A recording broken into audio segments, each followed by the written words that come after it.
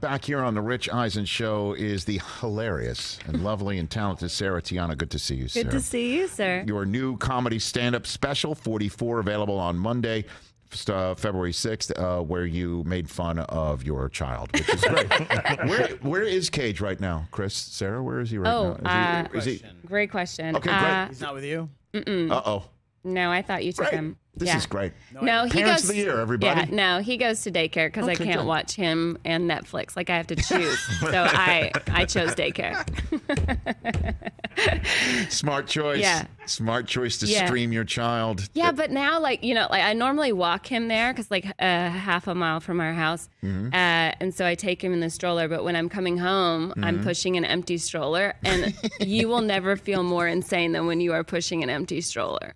People think like you lost your baby, it fell out, or you just want a baby really bad, and you're practicing. Yes. It's like they can't just like assume that maybe you dropped him off. It's so funny. So what do you say to somebody who asks what happened? Well, this lady the other day said, "Are you missing something?" And I said, "I don't miss him at all, ma'am." And I just kept walking. It's so funny because obviously you know Susie, and so Susie would always take Hudson, our dearly departed dog, who was a dog who would go to a therapy dog. He was a trained therapy dog. She would take him to children's hospitals. So then she would then utilize the ability to bring Hudson anywhere to restaurants. Yes. And then so the waitress or waiter would come up and say, you know, is that dog service trained? Like what like. And we'd say yes. And so who is he training right now? And then I would always say to Susie, the answer should be to the waiter or waitress, like training me. And then just stare at the hole straight through them. Like, I'm having a problem right now. Do you? And just like put it right on them, you know? Yeah. That would have been great. That's always good. You know, it's always what I Training me. Training me. Staring straight at the hole straight through. What's 44 in reference to? So 44 is my age, and it's also the number of my favorite baseball player, Hank Aaron. I like it. And Hank passed away last year, so it was just like kind of like fitting, like, you know, just felt 44. It works that way. Yeah, I mean, I know Adele like names her albums like numbers of her age, and so I was like, maybe I'll do that. But then I thought, well, I can't sing. I don't have any other talents. Does that make Brockman Rich Paul in this equation? I'm trying to figure out. If Brockman could ever get me floor seats to the Lakers, I would maybe stay with him forever. Like right now, we're. Oh, it's up in the air. It's up in the air. Oh yeah, I don't know how long we haven't renewed our contract. Not an Aaron Rodgers. Yeah. People always ask me why we're not married, and I always say. I always say because he's a Patriots fan, and you can't get a ring from me too. And then, but honestly, the answer is because he's never asked. That's really, ladies and gentlemen. That's the answer. Start your engines.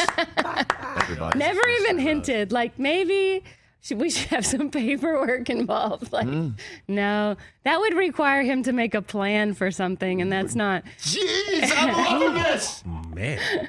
How you doing over there? Great. This is what I expected. I've heard all of these before. He's heard it all before. Yeah. Is this workshopped material? Is that what you're saying that we're getting? Well, I mean, here? it's definitely like these are answers that I have prepared because it's like the most common question, you know. Although like, everyone just assumes that we're married anyway. Yes, in fact, when I do talk about my boyfriend, people think that I've gotten a divorce. And you're referring to a new boyfriend, as opposed to like Chris Dansby Swanson. Is that, like who's that? I mean, in my dreams. In my dreams. Sarah Tiana here on the Rich Eisen Show. All right, so we figured a great time for you to be here today with the retirement of Tom Brady. Yes.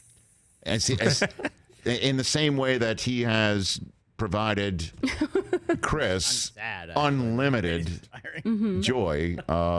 Opposite for you. Opposite for me. I mean, obviously, I recognize how wonderful of a player he was and how great he is for football. Right. Wasn't great for my fandom in football, having to play against him. And then when I finally thought he was retiring, then he came out of retirement and moved into my division. That's true. So that was like, it That's felt true. like a real, but I Right. mean, I don't blame the Super Bowl loss on him. I blame it on Kyle Shanahan and not running the clock. You do. I don't think, I mean, we gave Tom Brady every possible opportunity to win that game, and Right. he did what he's supposed to do and what someone of Tom Brady's caliber would do given the endless opportunities we continued to give him. You were there that day, correct? Yes, I was there. You were in the stands. It was quite the quite the bipolar experience, I guess you could say. Well, Very I mean, excited.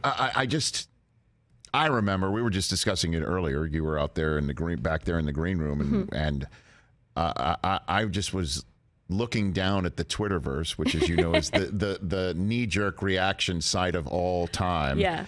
And it was the end of Brady's career, like that he couldn't come back from this. Didn't matter how many he had, he couldn't come back from this. And then, of course, he came back from it within the actual day and construct of the day. Did you, at one point, truly let yourself go? I would have let myself go and thought like this was actually happening at 28. What, that he was going to come back? No, that you were going to win it. That this was. I would have let myself go.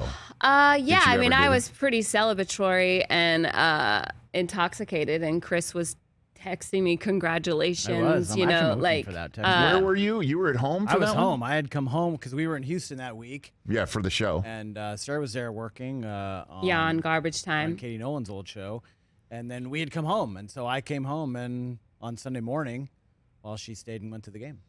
Were you the one who came up with the idea for me to chug a 40 on her show? Oh, yes. That was.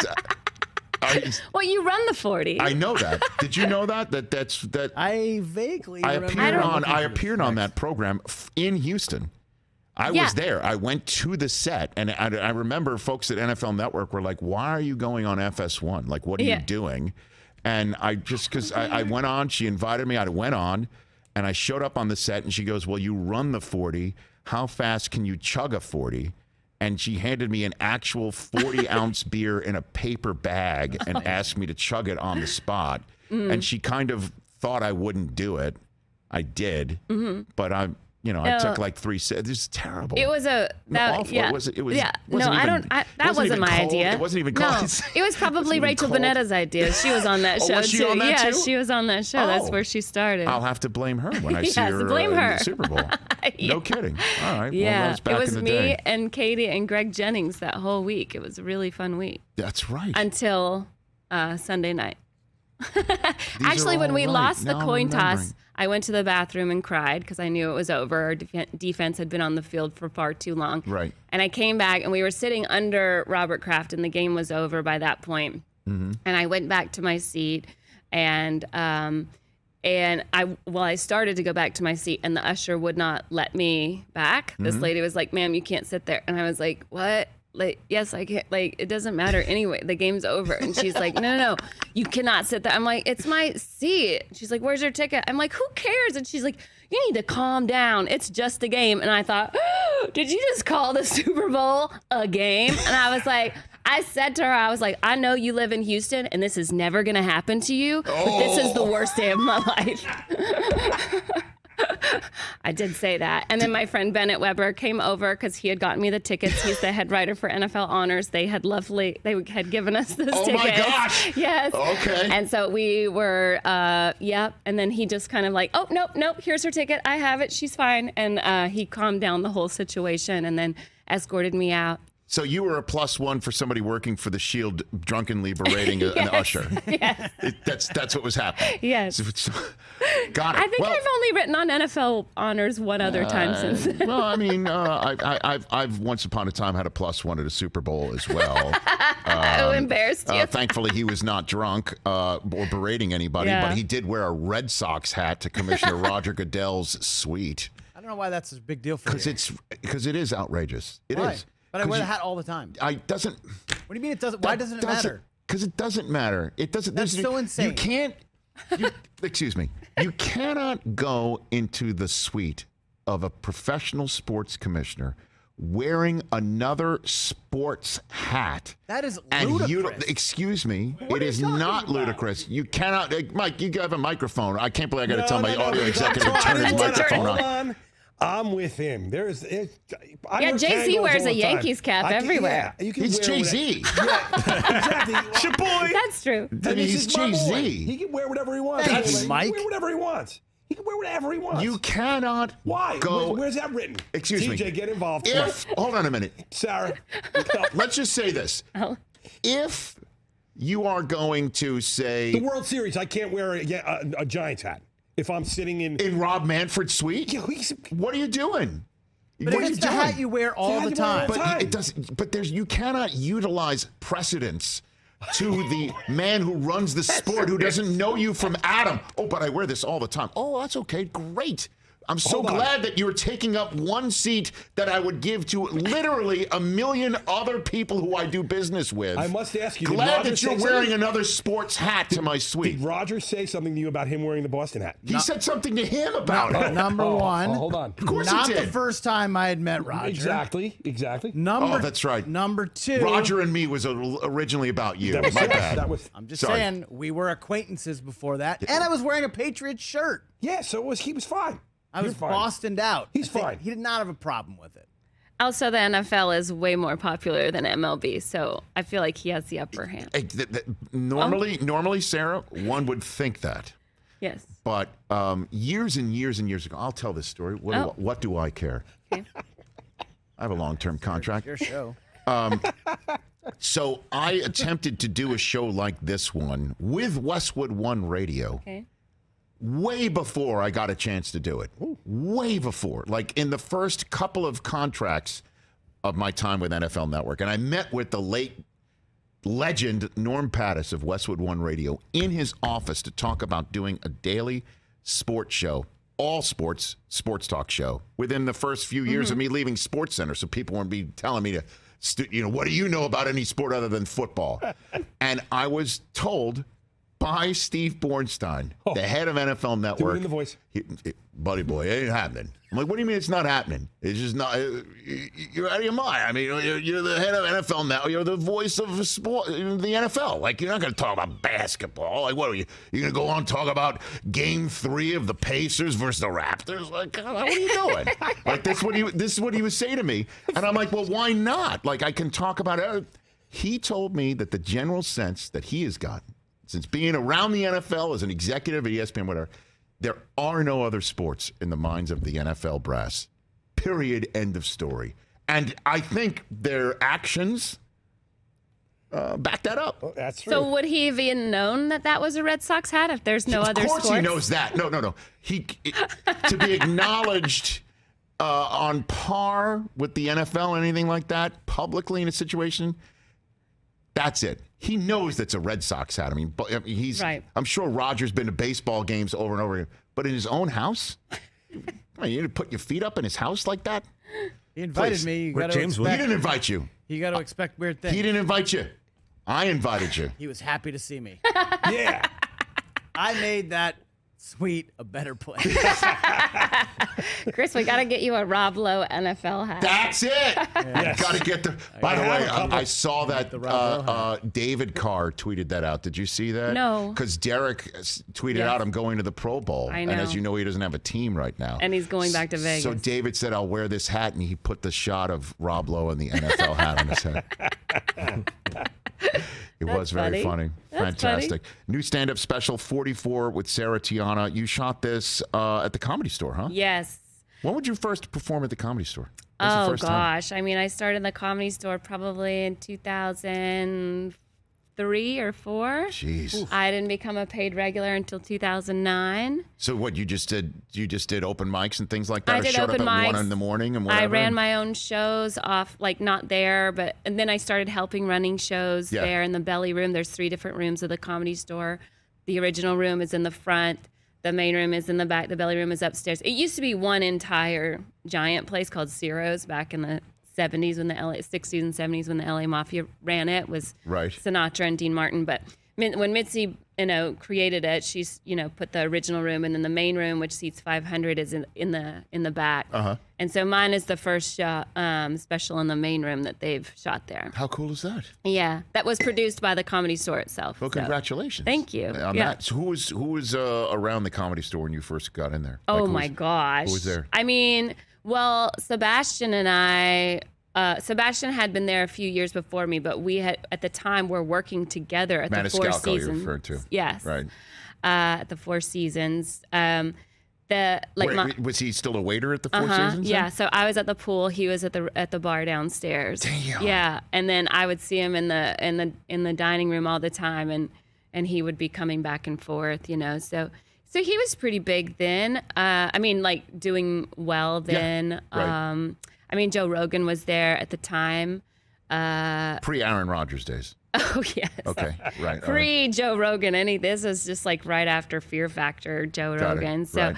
And nobody came to the Comedy Store. Like if there were 60 people in the main room, we'd be like, oh my God. Really? You know, now 10,000 people a weekend come through that. It's the busiest club in the country.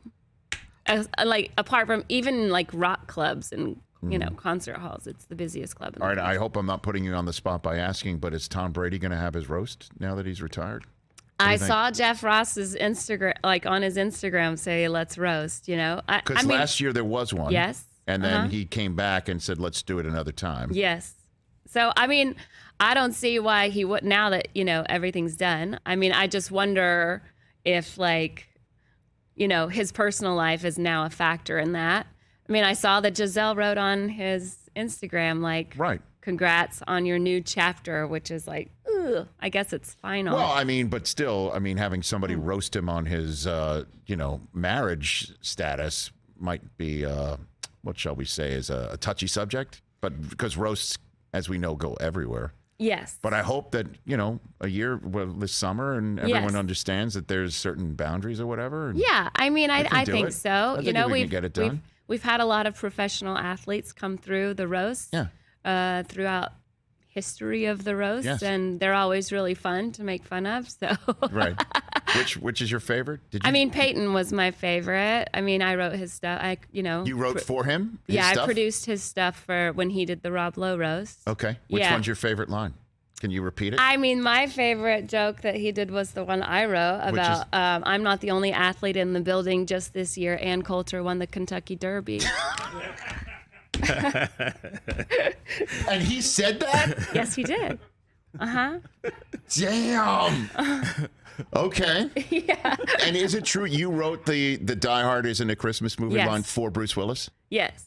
No. Yes. And like when I pitched that in the room, we were all trying to most of the time, like everybody writes jokes into a bank. Yes. And then you kind of get assigned people. And I had to fight to get jokes about football for Peyton. Like people were like, no, they don't care about that he played football. I'm like, that's all they care about. He doesn't just do insurance commercials. So anyway, I had to fight for that. But I was assigned to Peyton because I was the only writer in the room that knew anything about football and the only woman on the staff. Right. So that was, you know. So you got that. So I got that. But so we ride into a bank and then you normally take jokes from the bank and create a script for someone, and then you work back and forth. Well, with Bruce Willis, we all created his final thing together as a room. And we were like, everyone was pitching ideas for the last thing for him to say, which is usually just kind of like a wind up. And I pitched it, and then everybody in the room was like, oh yeah, that's perfect. And then like, that's how, it was not like, there was no argument in the room. Like, that's not true. It is like no argument. Bruce likes it. He says it. He liked it. Loves it. He thought it was hilarious. Like everything. He offered me a ride on the motorcycle from Pulp Fiction. Like it was. Are you serious? Yes. Zed's chopper? Yes. What happened? Because he drove in on it. Yes. And for rehearsal, he's like, you know, he's a very charming man. And again, I'm the only woman around. So the odds were good in my favor that he would talk to me. The ratio was in my favor. Yes. And I told him the odds are good, but the goods are odds. Sorry, sir. And then anyway, he pulls up in the motorcycle, but I have my back turned, and he was like motioning for me to come on the motorcycle. And I'm like, you know, just head in the clouds, looking around, probably trying to think of another joke for whoever. And then I missed my chance. He moved on. But he liked the joke of saying that Die Hard is not a Christmas movie. Yes, he loved the joke and said it, and we never thought anything of it. We never thought it would turn into anything. And then the very next wrong day, you are. I was very wrong. I, not even knowing you wrote it for him, Yes. saw it and immediately sent it to you, Jake Tapper, everybody saying, see? Yeah. So I have to ask, did he, there's truth in every joke. Did he believe it? What do you think? I don't think he cares. Come on. I don't think he has I don't think. So at the time, you didn't get a sense of like, I love this. This is great because I believe it is not a Christmas movie. He didn't expand on it. He never said anything. He was just like, yeah, this is great. I had to dig deep Like, on this. I think he has I had to shoot my bigger shot here. fish to fry. Yes, no, I know that. But you had me call into the show and talk about it right after that. Jake Tapper still texts me about it. And he's always like, Holly, her name is Holly. I know, yeah. It's like that's his biggest sticking point. But like, no. Holly. He leans into the microphone to say that her name is Christmas Holly on is purpose. just a backdrop to raise the stakes. Yes. That's the only but it's not a movie about Christmas. It's a movie that takes place at Christmas time. But he'll also say, isn't there a miracle at the end? There's a miracle. It's a Christmas miracle. It's about redemption.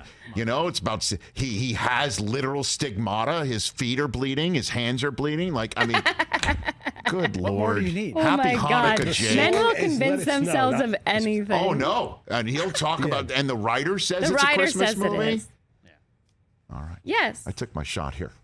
Great movie. One more time with you on this program. Congrats on your stand-up special, Sarah. Thank you. Congrats. Everybody check it out on Moment starting February 6th. And then where are you going to next? Where can we promote? What else you got? Well, we're going to do a Pile-On Super Bowl special next week. So you'll come to Arizona. Oh, no, we're just taping it here. Oh, at the NFL Network. Yes, we're just taping it at NFL Network. So that'll be on. Terrence still follows football after what happened this year? Yes. Oh, okay. Good. I I'm know. glad he hasn't given up. No, he has not given up. he's not None giving of up. us are giving up. Did he go to Sean McVay's house and hold up like a boombox, like say anything? Did he do the John Cusack to say please stay? That's a great question. By the way, not a bad bit. Just giving you ideas. Giving you ideas. Rich, you will say anything. I will. You are. I've committed to this Verizon commercial bit to Chris's detriment and shame. I'm going to keep pounding that. Let's take a break. Thanks for coming here, Sarah. You're welcome. Greatly Thanks for appreciate- having At me. Sarah Tiana on Twitter and Instagram. Catch the Rich Eisen Show every single day on the Roku channel, 12 to 3 Eastern for free.